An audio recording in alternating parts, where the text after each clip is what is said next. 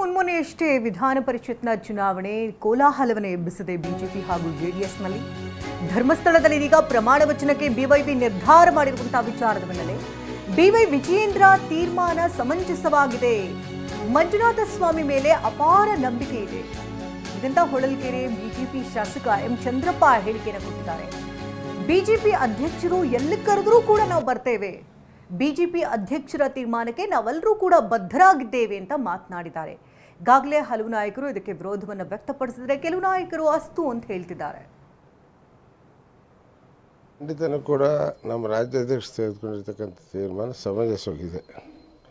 ಇವತ್ತು ಈ ಎಷ್ಟು ನಂಬಿಕೆ ಇಟ್ಟಿದ್ದಾರೆ ಧರ್ಮಸ್ಥಳ ಮಂಜುನಾಥ ಸ್ವಾಮಿ ಮೇಲೆ ಅಂತಕ್ಕಂಥದ್ದು ಎಲ್ಲ ಜಾಹೀರಾಗಿರ್ತಕ್ಕಂಥದ್ದು. ಖಂಡಿತನೂ ಕೂಡ ಅವ್ರು ಎಲ್ಲಿ ಕರೆದ್ರು ಕೂಡ ನಾವೆಲ್ಲ ಬರ್ತೀವಿ, ಅವ್ರ ತಗೊಂಡಂಥ ತೀರ್ಮಾನಕ್ಕೆ ಬದ್ಧರಾಗಿರ್ತೀವಿ.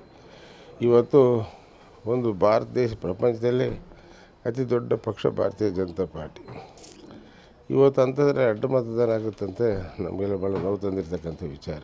ಅದಕ್ಕೋಸ್ಕರ ರಾಜ್ಯಾಧ್ಯಕ್ಷರು ಏನು ಕರೆದಿದ್ದಾರೆ, ಅವ್ರು ಯಾವತ್ತು ಕರೀತಾರೆ ನಾವೆಲ್ಲ ಹೋಗ್ತೀವಿ. ಅವ್ರು ಯಾವ ರೀತಿ ಪ್ರಮಾಣ ಮಾಡ್ಬೇಕಂತ ಹೇಳ್ತಾರೆ ಆ ರೀತಿ ಪ್ರಮಾಣ ಮಾಡ್ತೀವಿ.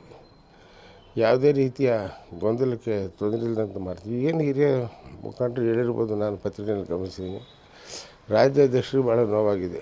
ಖಂಡಿತನೂ ಕೂಡ ನಮ್ಮ ರಾಜ್ಯಾಧ್ಯಕ್ಷ ತೆಗೆದುಕೊಂಡಿರ್ತಕ್ಕಂಥ ತೀರ್ಮಾನ ಸಮಂಜಸವಾಗಿದೆ. ಇವತ್ತು